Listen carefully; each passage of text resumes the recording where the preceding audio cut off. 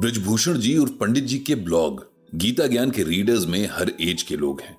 जब ब्लॉग लिखना शुरू किया था तब पंडित जी ने सोचा था कि शायद उनकी एज के लोग ही इसमें इंटरेस्ट लेंगे, लेकिन अब उन्हें हैरत होती है जब नई जनरेशन के यंगस्टर्स के साथ ही कुछ बच्चे भी उनका ब्लॉग रेगुलरली पढ़ते हैं और कमेंट भी करते हैं। ऐसे ही एक रीडर का नाम है आरव। आरव 12 साल का है और उसने 2 महीने पहले से ही पंडित जी का ब्लॉग पढ़ना शुरू किया है। उसने एक कमेंट में पंडित जी से रिक्वेस्ट भी की थी कि उनकी एक्सप्लेनेशन की लैंग्वेज एकदम शुद्ध हिंदी में होती है, जिसके कई वर्ड्स उसे समझ नहीं आते। इसीलिए अगर पंडित जी हिंदी के सिंपल वर्ड्स को यूज करेंगे तो उसके लिए समझना इजी रहेगा। उसके इस कमेंट से पंडित जी को बड़ी खुशी हुई। कोई उनके ब्लॉग को इतना सीरियसली पढ़ रहा है, वो भी एक छोटा सा बच्चा। ये उनके लिए बहुत बड़ी बात थी। गीता के लाइफ लेसन्स को नई जेनरेशन तक पहुंचाने का जो उनका सपना था वो उन्हें सच होता दिख रहा था। आरव की रिक्वेस्ट पर गौर करते हुए पंडित जी ने अपनी लैंग्वेज में चेंज किया और सभी रीडर्स को यह चेंज पसंद भी आया। आज आरव ने मेल करके पंडित जी से एक सवाल किया है। सवाल ऐसा है कि लगभग हर इंसान को कभी न कभी ऐसी सिचुएशन से गुजरना ही पड़ता है, किसी को बचपन में तो किसी को किसी और उम्र में। सवाल से पहले आरव ने बड़ी समझदारी के साथ पूरी सिचुएशन भी लिखी ताकि पंडित जी को समझने में आसानी रहे। आरव ने जो लिखा है वो कुछ इस तरह से है। पंडित जी, आप मुझे थोड़ा बहुत तो जानते ही हैं। मैंने आपके ब्लॉग की हर न्यू पोस्ट को पढ़ा है। मुझे सब कुछ तो समझ नहीं आता, लेकिन फिर भी मुझे आपके पोस्ट बहुत इंटरेस्टिंग लगते हैं। अभी कुछ दिन पहले हमारे स्कूल में माय फेवरेट बुक इस टॉपिक पर ऐसे कंपटीशन हुआ था, जिसमें मैंने अपनी फेवरेट बुक में श्रीमद् भगवद गीता के बारे में लिखा। अपना ऐसे रेडी करने में मुझे आपके ब्लॉग से बहुत हेल्प मिली और मैं इस कंपटीशन में फर्स्ट भी आया था। मैं आपसे एक क्वेश्चन पूछना चाहता हूं। अगर इसका आंसर गीता में मिले तो आप मुझे जरूर बताना। मेरा एक बेस्ट फ्रेंड था आदित्य। बेस्ट फ्रेंड था इसलिए लिखा है क्योंकि अब वो मेरा फ्रेंड नहीं है। हम दोनों के बीच एक मिसअंडरस्टैंडिंग हो गई है और अब हम बात भी नहीं करते हैं। एक्चुअली आदित्य और मैं हमेशा से एक ही क्लास में और एक ही स्कूल में पढ़ते आ रहे हैं। या तो वो क्लास में फर्स्ट आता था या मैं।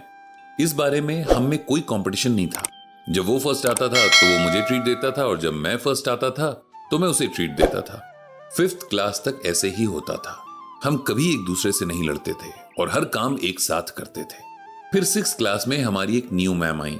ये मैम बहुत अच्छा पढ़ाती थी और एक्स्ट्रा करिकुलर एक्टिविटीज भी कराती थी।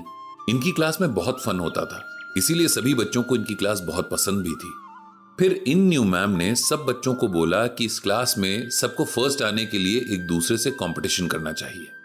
सबने बोला कि फर्स्ट या तो आरव आता है या आदित्य। तो मैम ने बोला कि हार्डवर्क करके कोई भी फर्स्ट आ सकता है।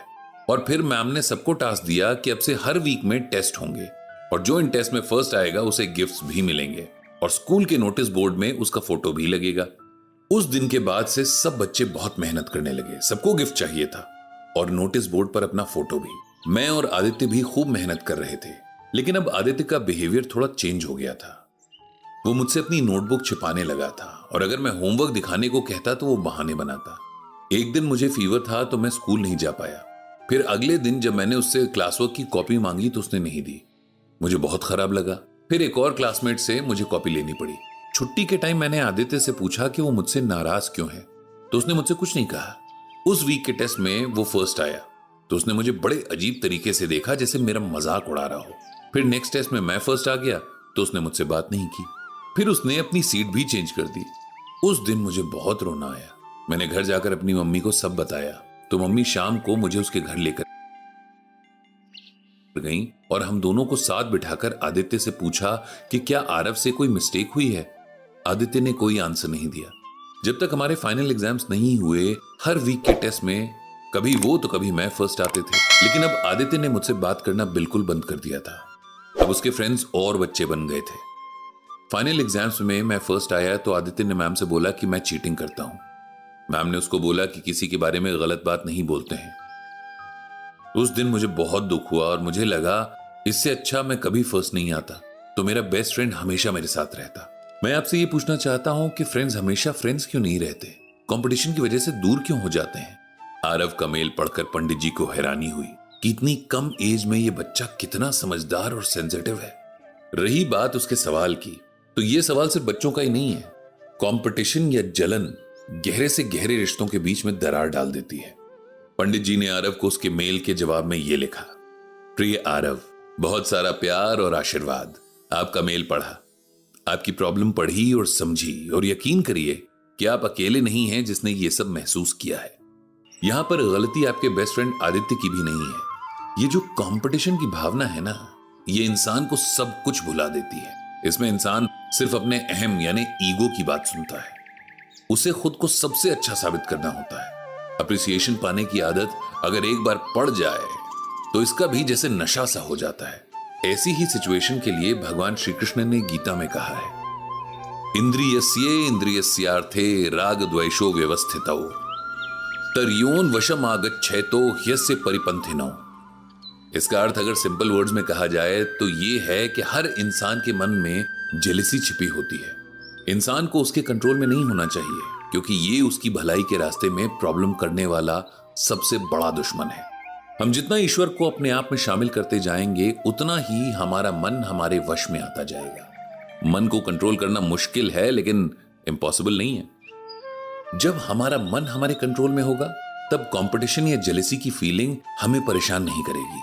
पढ़ाई या किसी भी और काम के लिए मेहनत करना बहुत अच्छी बात है, लेकिन हमें मेहनत इसलिए करनी है कि हमारी नॉलेज अच्छी हो, हम अच्छे से पढ़ लिख कर कुछ बने ताकि सोसाइटी में कुछ कंट्रीब्यूट कर सकें, इसलिए नहीं कि हम फर्स्ट आ सके।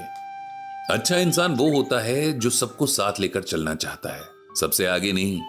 जब हम किसी से कोई काम कंपटीशन के कारण करते हैं, तब हम उस काम को बिल्कुल भी एंजॉय नहीं करते।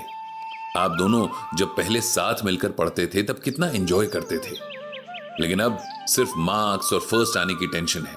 फन तो कहीं है ही नहीं और लर्निंग भी नहीं है।